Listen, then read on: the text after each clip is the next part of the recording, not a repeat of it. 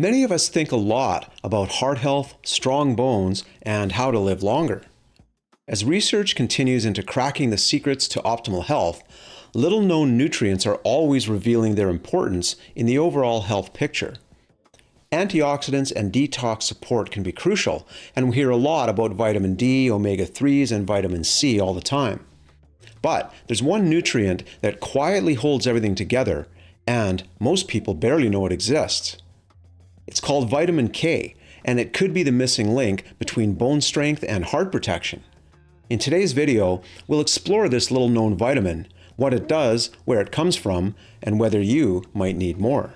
Please stay tuned.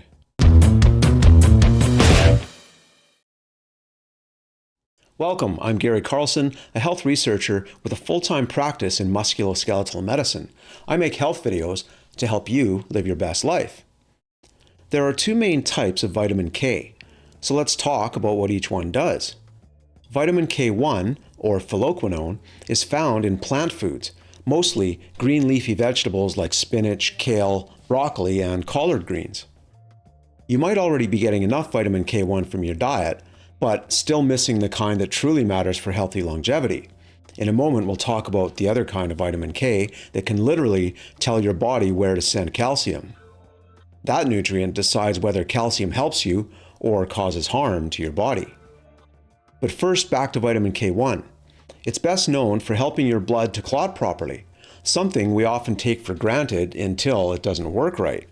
In fact, the term vitamin K got its name from the Danish word coagulation, spelled with a K, which means to change from a liquid to a solid or semi-solid form, such as in blood clots.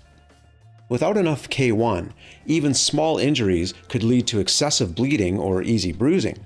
So if vitamin K1 balances your blood's ability to clot, K2 keeps your bones and arteries in harmony, because the form of vitamin K that helps control calcium most effectively is K2, not K1.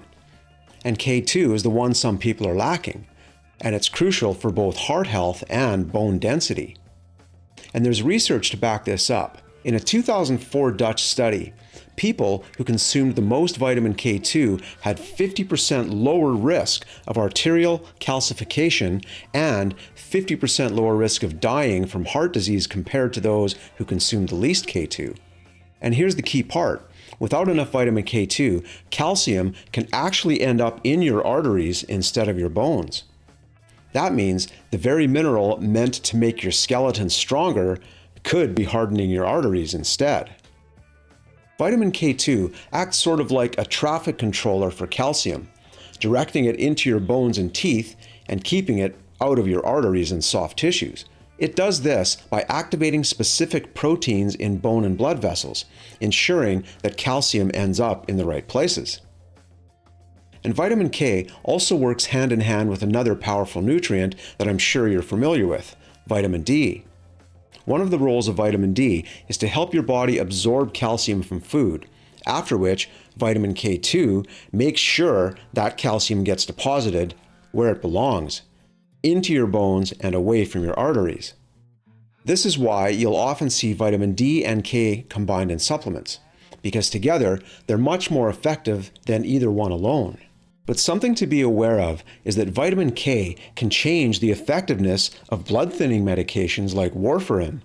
Something else to note is that vitamin K is fat-soluble, so this means you need some healthy fats to help your body absorb it, like olive oil or avocado. As for safety, vitamin K from food is considered extremely safe, with no known toxicity. The only caution, as mentioned, is for those on anticoagulant medications, since large changes in vitamin K intake can alter blood clotting. And for people with conditions like Crohn's, celiac disease, or those on long-term antibiotics, these concerns can also interfere with absorption of vitamin K, so talk to your doctor again. But for most adults, the recommended daily intake is around 90 micrograms for women and 120 micrograms for men. It's easily met with a few servings of leafy greens, broccoli, or eggs. And if you're supplementing, most vitamin K products contain 100 to 200 micrograms per serving, often paired with vitamin D3 for better results. So here's the bottom line. Vitamin K may not be flashy, but it's quietly essential for longevity, heart health, and strong bones. It helps to balance calcium, prevent arterial calcification, and support healthy blood clotting. These are all fundamental for long-term wellness. If you eat greens and an overall well-balanced diet, your vitamin K levels are likely okay. But if your diet is limited or you're focusing on aging gracefully and protecting your heart, a vitamin K2 supplement might be worth discussing with your doctor. Sometimes it's the nutrients we overlook that make the biggest difference. Be well, and see you next time.